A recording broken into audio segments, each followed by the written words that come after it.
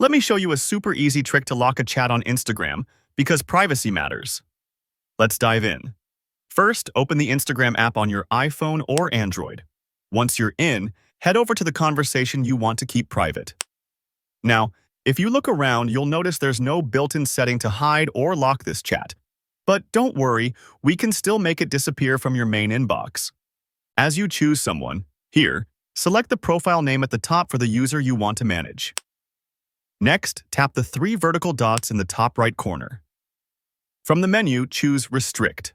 Once restricted, the user and their chat will disappear from your main chat list.